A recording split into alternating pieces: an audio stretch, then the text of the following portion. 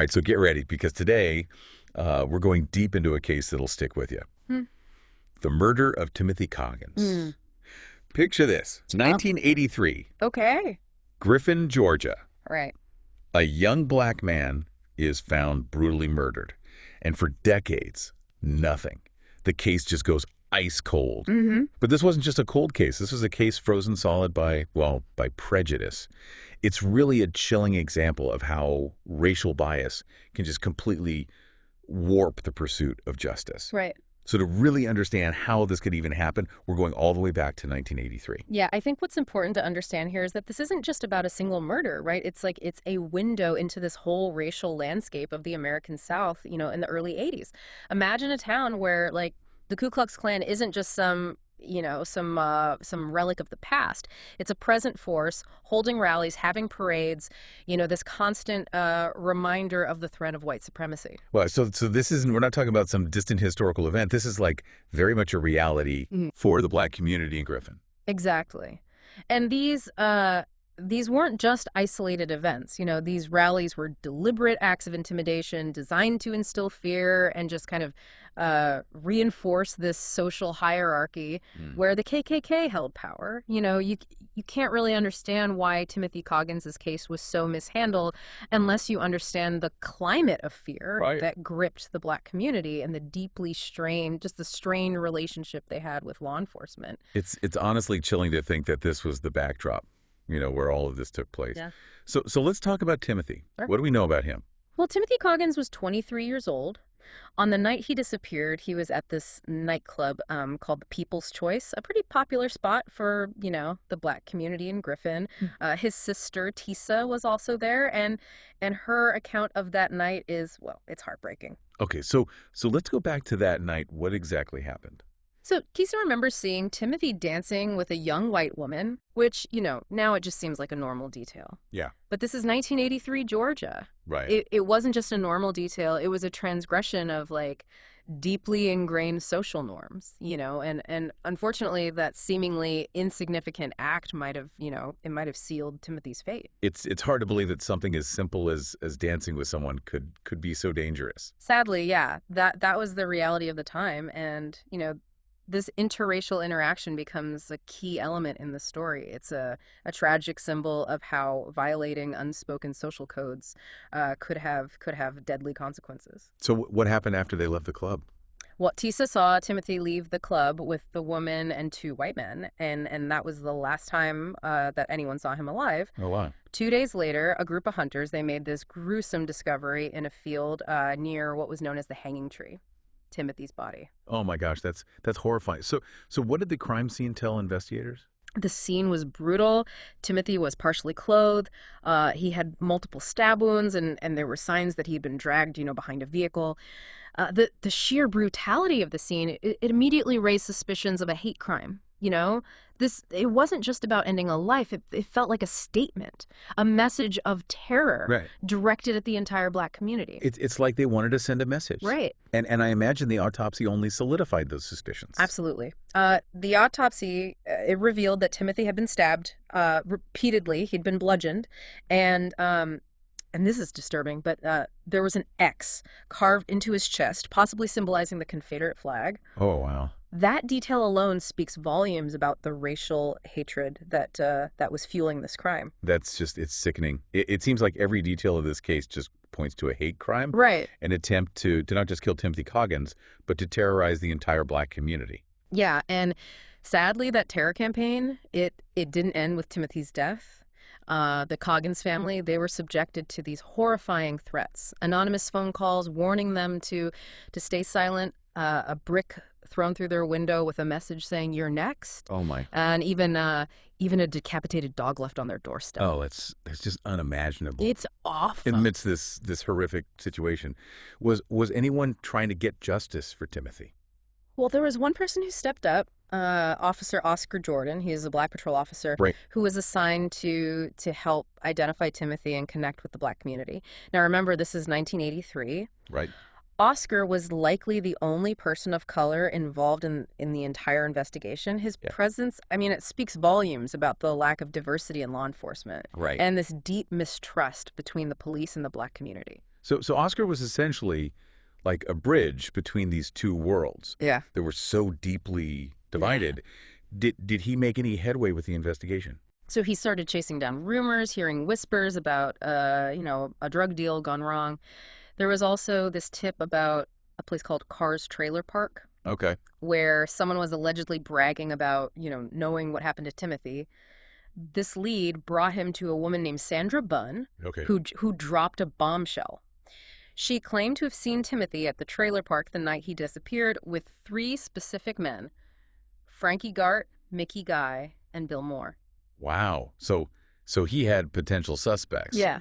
And a location connected to the crime. This should have been a huge break in the case, right? You would think so. But instead of, being lauded for his efforts, Oscar was abruptly pulled off the case.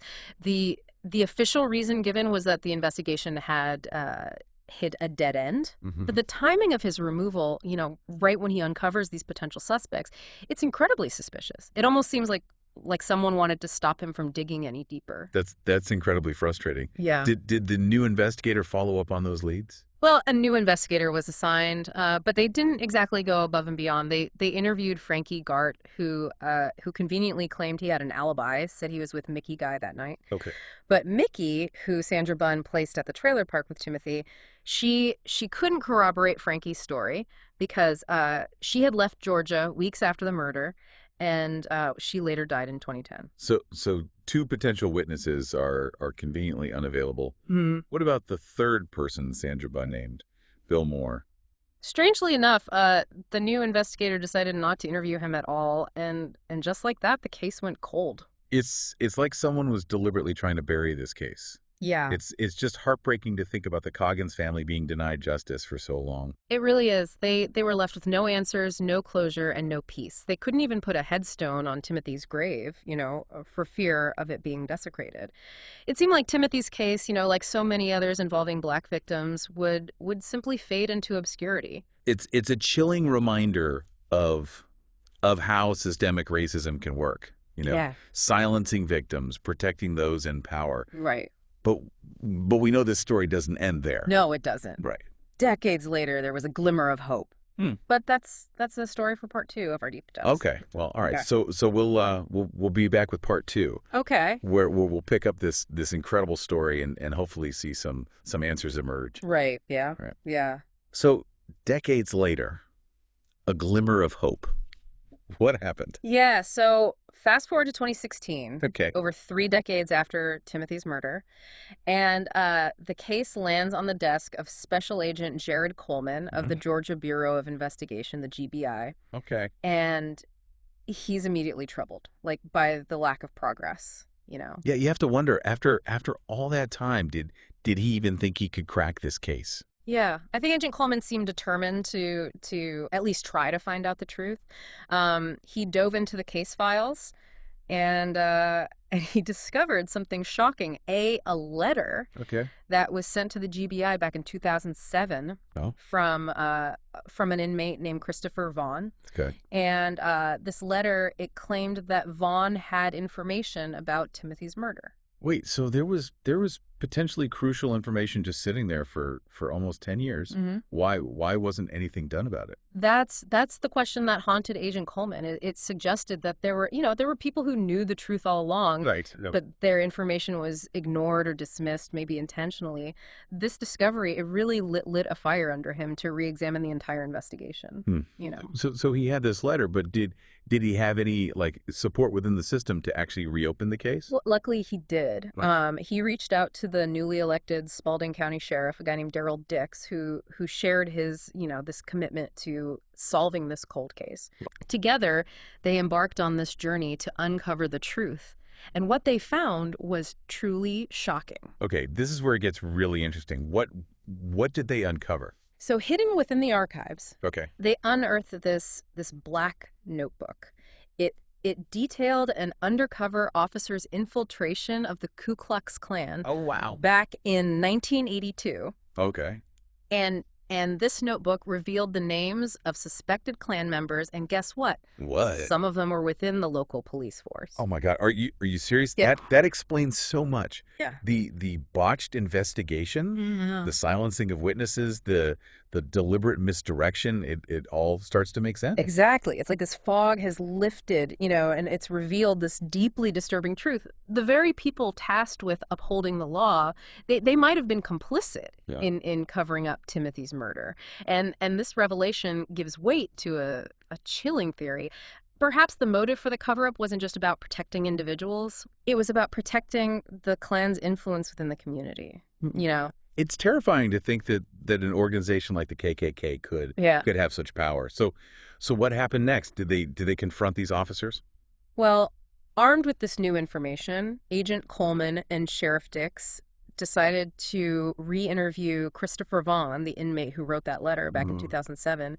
They needed to know what he knew. And what Vaughn revealed, it was a game changer. Okay, I'm on the edge of my seat. What did Vaughn tell them? So Vaughn claimed that he knew who killed Timothy Coggins. Okay. The murderer had confessed to him multiple times.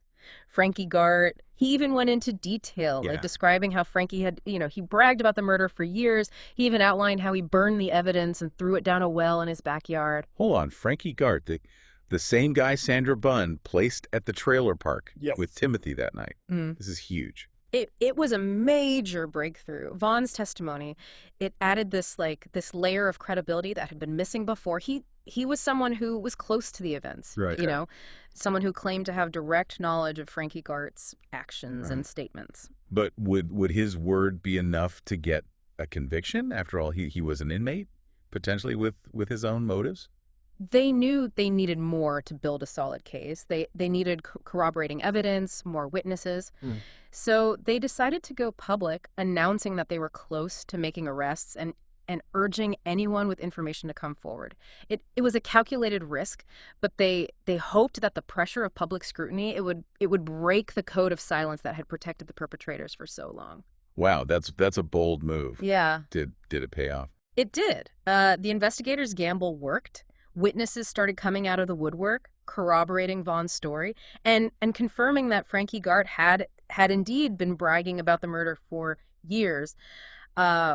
One witness, Willard Sanders, he was one of the hunters who had discovered Timothy's body. Right. He even claimed that he had reported Frankie's confession to the authorities back in 1983. Wait, so the authorities knew about this confession all along?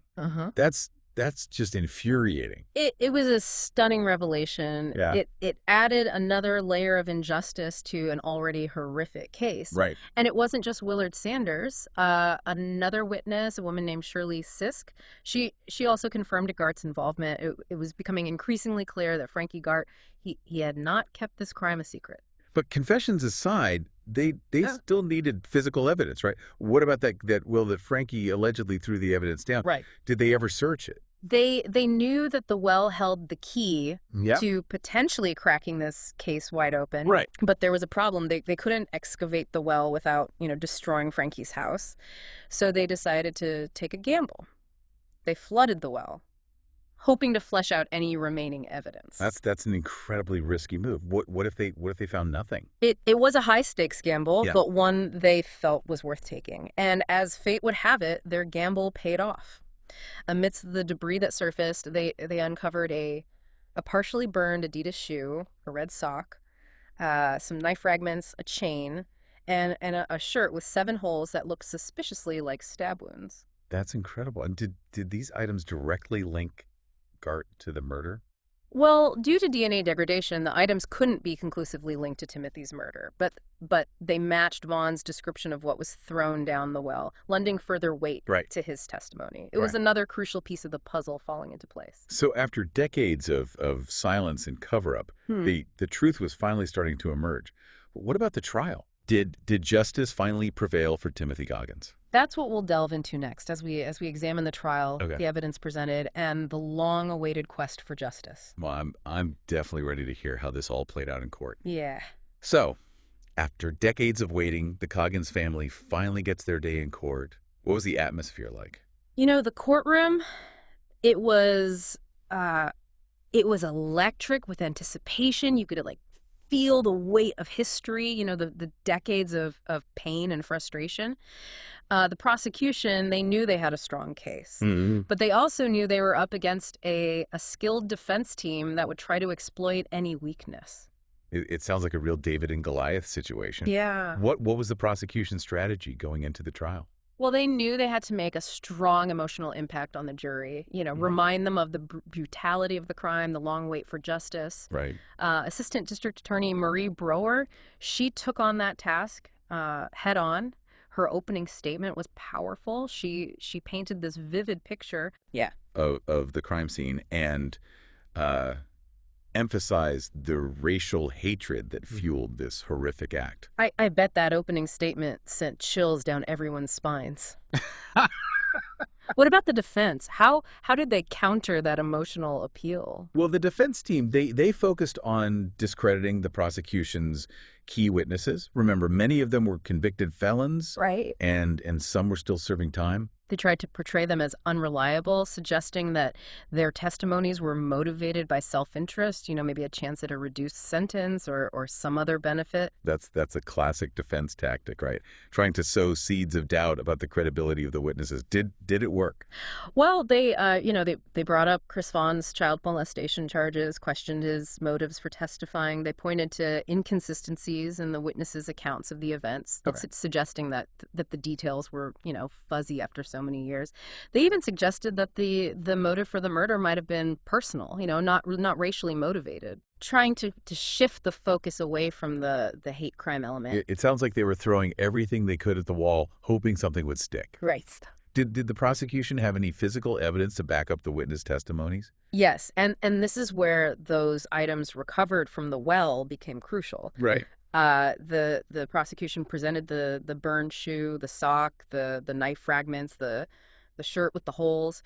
They argued that while the DNA was too degraded for a direct match, these items corroborated Vaughn's account of Frankie Ghart's confession and his description of how he disposed of the evidence. It sounds like the prosecution built a strong case, but this was still a trial centered around witness testimony.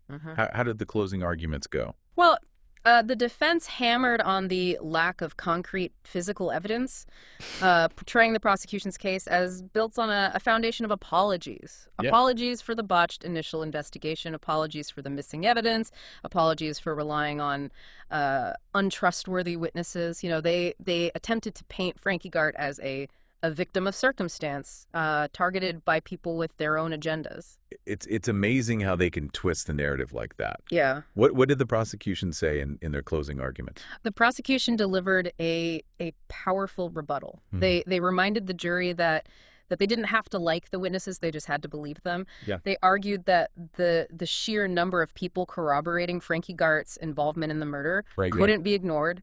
They emphasized the racial hatred that permeated the entire case, from the symbolism used in the murder itself to the decades-long cover-up. It must have been intense waiting for the jury's verdict. What happened? The tension in the courtroom was palpable. After 6 long hours of deliberation, the jury returned with a verdict. Guilty on all counts. A wave of relief and vindication just washed over the courtroom. Justice, delayed for over 3 decades, had finally prevailed. Wow, what a moment that must have been for Timothy's family, Yeah. and for everyone who had fought so hard to bring his killers to justice. What was Frankie Ghart's sentence? Frankie Ghart was sentenced to life in prison plus 20 years, a sentence that reflects the gravity of his crime and the pain he inflicted. And what about Bill Moore? Yeah. What happened to him? Bill Moore's case took a different path. He never stood trial. Okay. He struck a plea deal, pleading guilty to voluntary manslaughter and concealing the death of another, and he received a 20-year sentence. Plea deals can be controversial, can't they? Some people might feel like it's not a strong enough punishment. They certainly can. It's a complex issue, and there are valid arguments on both sides. Some argue that plea deals are necessary to secure convictions, especially in cases where the evidence might not be ironclad. Others, they argue that they allow perpetrators to avoid full accountability for their actions. It's a tough balance, but ultimately it seems like the Coggins family was at peace with the outcome. They were. For them, the most important thing was that those responsible for Timothy's death were finally held accountable. Right. And there was one one incredibly poignant moment Mm-hmm. that truly underscored their sense of relief and closure. Okay, what happened? So after Frankie Ghart and Bill Moore were arrested, the Coggins family, they finally felt safe enough to do something they had longed to do for Yeah. 34 years. They placed a headstone on Timothy's grave. Wow. That must have been an incredibly emotional moment. After all that time, they could finally lay him to rest with dignity. It was a powerful symbol of their resilience, their unwavering love for Timothy, and their refusal to let his memory be forgotten. But while the trials and the convictions brought a measure of closure, Timothy Coggins' story, it's much bigger than just two men being brought to justice, right? Yeah. It's a story about systemic racism, about how prejudice can just poison a community, and how power can be used to suppress the truth for decades. It's a chilling reminder that these kinds of injustices, they haven't gone away. So what can we learn from Timothy's story? How can we ensure that something like this never happens again? That's the question we all need to be asking ourselves. It starts with acknowledging that these problems exist, Yeah. that systemic racism is a real and persistent force in our society. We need to hold our institutions accountable, demand transparency from law enforcement and support organizations working to dismantle these systems of oppression. And we can't forget the victims. We need to tell their stories, keep their memories alive, and honor their legacies by fighting for a more just and equitable world. Exactly. Timothy Coggins' case is a reminder that justice delayed is often justice denied, but it's also a testament to the power of persistence, the importance of speaking truth to power, and the unwavering love of a family determined to see their loved one's memory honored. Well, this has been a truly profound and impactful deep dive. Thank you for taking this journey with us. Yeah. We hope that by shedding light on this case and its broader implications, we can all contribute to creating a world where justice is truly served for all. Let me know if you would like me to rewrite any more podcast transcripts for you.